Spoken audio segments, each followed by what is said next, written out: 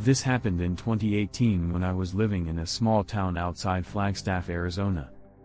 Not the middle of nowhere exactly, but close enough that once you left the main highway, it got real quiet real fast. I was 27 at the time, working night shifts as a pharmacy tech at a 24-hour Walgreens. The pay wasn't great, but the schedule worked for me. I've always been more of a night owl anyway. Most nights were slow. A few regulars. Some college kids grabbing energy drinks. Truckers passing through. And then there was him. I didn't know his name at first. Mid-40s maybe. Tall. Skinny in that wiry way. Wore a faded denim jacket every single time, even when it wasn't cold. His hair was buzzed short, and he had this stare that lingered just a little too long. At first, I brushed it off. Working retail, you get all types. But he started coming in every night. Not buying much. A soda. A pack of gum. Sometimes nothing at all. He'd just walk around the store slowly, pretending to browse. And every time I'd look up from the register, he'd already be looking at me. Not smiling. Just staring. One night around 1:30 a.m., he came to the counter and said, "You close tonight?" I told him we were 24 hours. He smiled at that. Not friendly. Just thin. "No, I mean you. When do you get off?" I lied. Said 6 a.m. He nodded slowly like he was filing that information away somewhere. After that, I started feeling uneasy walking to my car. The employee parking lot was behind the store, poorly lit, with only one flickering lamp near the dumpsters. I used to walk alone, headphones in, not thinking twice. Now I kept one earbud out. About a week later, I got off at 5 a.m. early because the morning tech came in ahead of schedule. The sky was still dark blue, that weird in-between time before sunrise. I walked out the back door, keys between my fingers like claws. I don't even know why. Just instinct. Halfway to my car, I heard gravel crunch behind me. Not loud. But not subtle either. I turned around expecting maybe another employee. It was him. Standing about 30 feet away near the edge of the lot. He wasn't walking. He was just standing there. I froze. My brain tried to rationalize it. Maybe he was shopping early. Maybe his car was parked there. But the store entrance was on the other side. And his car wasn't anywhere near mine. We just stared at each other for a second that felt way too long. Then he took one step toward me. That snapped me out of it. I got into my car so fast I almost dropped my keys. Locked the doors immediately. My hands were shaking so bad I could barely get the engine started.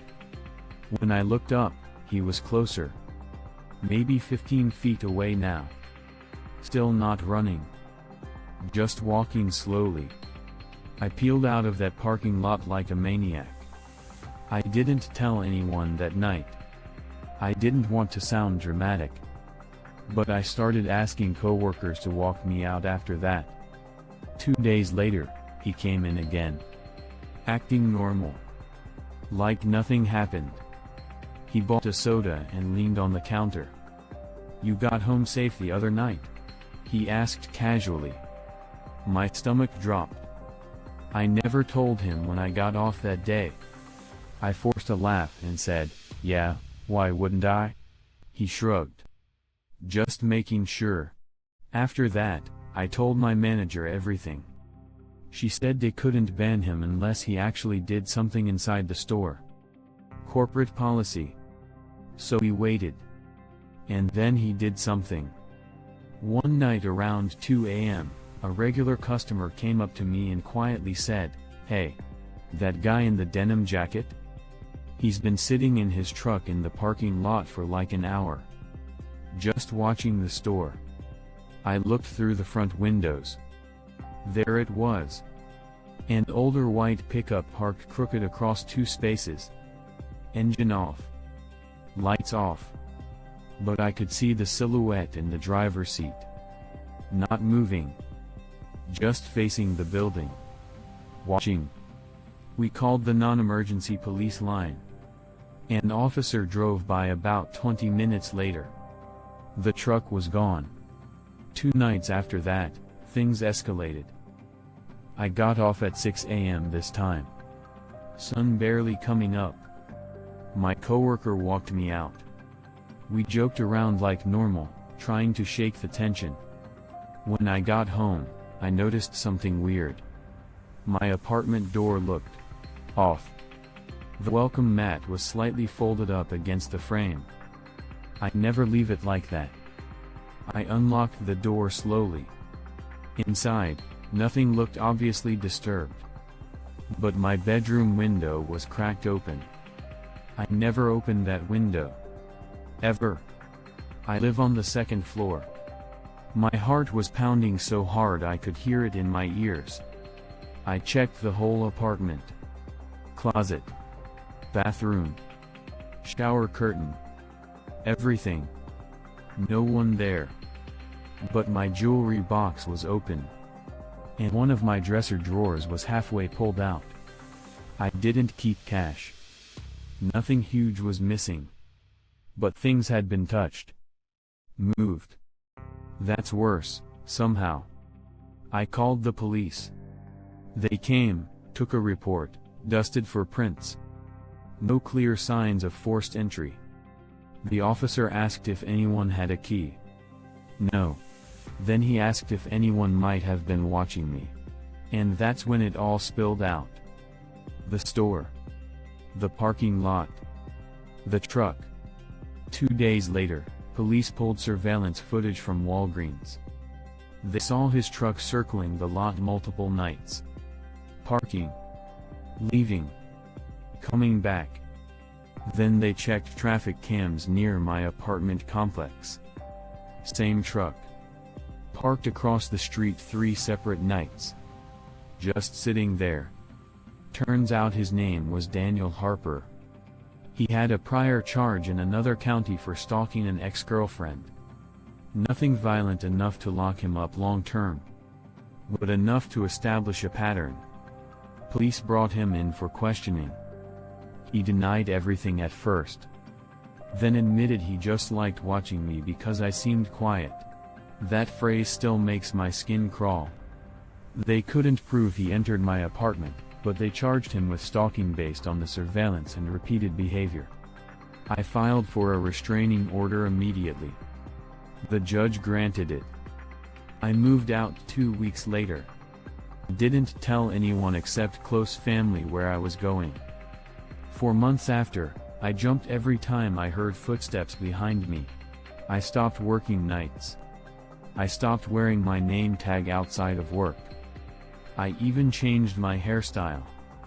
Because here's the thing nobody tells you. When someone watches you long enough, they start to feel like they own a version of you in their head. And that's terrifying. I don't know how he got into my apartment. Maybe he didn't. Maybe it was someone else entirely. But the timing? The window. The drawer. The mat. It didn't feel random. It felt like a message. I still think about that morning in the parking lot. The way he just stood there before taking that first step. Like he was testing how far he could go. And if I hadn't trusted that uneasy feeling, if I had brushed it off one more time, I don't know how this story would have ended. So if you ever feel that gut punch, that quiet alarm in your chest telling you something isn't right, listen to it. Don't worry about sounding paranoid. Don't worry about being rude. Your safety is worth more than someone's ego. If you made it this far, drop a comment and tell me, have you ever felt watched before and later realized you were right? And if you want more real, true-to-life horror stories that could actually happen to anyone, stick around. Because the scariest monsters don't live in the dark, They stand under parking lot lights and wait.